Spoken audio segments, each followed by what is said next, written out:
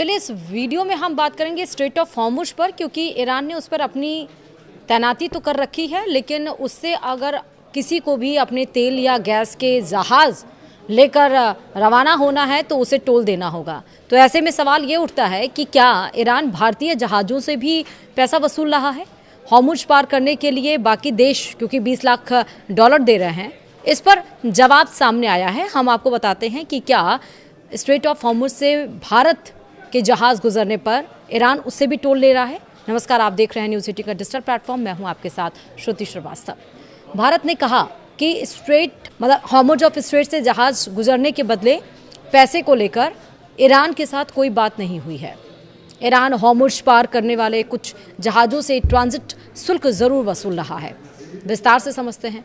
America Iran के बीच 2 हफ्ते के सीज़फायर के बावजूद स्ट्रेट ऑफ हॉर्मुज से जहाज़ के गुजरने को लेकर स्थिति अभी पूरी तरह साफ नहीं हो पाई है। ईरान हॉर्मुज स्ट्रेट से गुजरने वाले कुछ जहाज़ों से 20 लाख डॉलर वसूल रहा है। भारत इस रास्ते से स्वतंत्र और सुरक्षित आवागमन का रुख अपनाया है। पाकिस्तान में होने वाली अमेरिका ईरान वार्ता में यह विवाद का मुद्दा बना हुआ है। ईरानी संसद की राष्ट्रीय सुरक्षा समिति के सदस्य अलाउद्दीन बैरोजर्दी ने Islamic Republic of Iran broadcasting को बताया कि हॉर्मुज पार करने वाले कुछ जहाज़ों से ट्रांजिट शुल्क के रूप में $2 मिलियन वसूलना ईरान की ताकत को दर्शाता है। 28 फरवरी को ईरान पर शुरू हुए हमले के बाद से यह रास्ता तेल और गैस ले जाने वाले जहाज़ों के लिए बंद हो गया।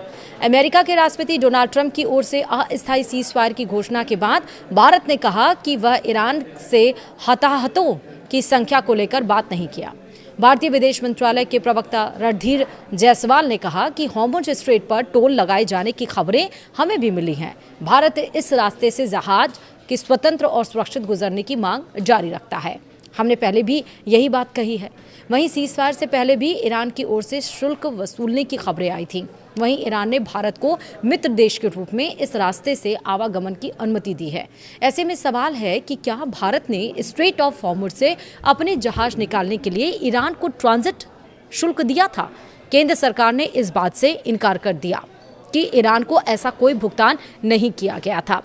वहीं रणधीर जायसवाल ने 9 अप्रैल को कहा, हॉर्मुज स्ट्रेट से जहाज गुजरने के बदले पैसे को लेकर हमारे और ईरान के बीच कोई बात नहीं हुई है। भविष्य में अगर ऐसी स्थिति बनती है तो उस समय इस पर निर्णय लिया जाएगा। हम हॉर्मुज स्ट्रेट से बिना किसी रोक टोक के और सुरक्षित शिपिंग की मांग जारी रखेंगे। वहीं इस रास्ते से भारतीय ध्वज वाले 8 LPG टैंकर गुजरने हैं। भारत अपनी गैस और तेल आपूर्ति के लिए मिडिल ईस्ट पर अत्यधिक निर्भर है, जिसमें से 90% तक आयात किया जाता है।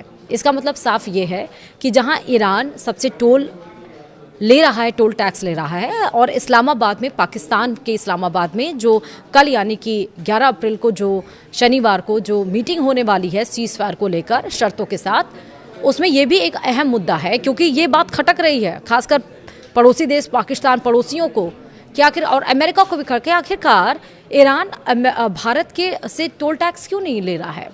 स्ट्रेट ऑफ हॉर्मुज पर उसने निगरानी बढ़ा दी। उसने कहा जिसको भी अपने जहाज़ निकालने हैं वो टोल टैक्स दे, और इस पर अमेरिका ने भी कह दिया, डोनाल्ड ट्रंप ने, कि अब अमेरिका किसी की मदद नहीं करेगा। जिससे भी स्ट्रेट ऑफ हॉर्मुज से अपनी जहाज़ गुजारनी हो वो अपनी सहायता स्वयं करे या फिर टोल टैक्स करे या ईरान के शर्तों को माने। तो इस बीच ईरान इतना मेहरबान भारत के ऊपर क्यों है? ये डिप्लोमेटिक रवैया होता है, ये होती है राजनीति, और ये होते हैं आपके फॉरेन के साथ रिलेशंस किस तरह और आप कैसे मेंटेन करते हैं, जो भारत इस समय कर रहा है। फिलहाल वीडियो में इतना ही। नमस्कार।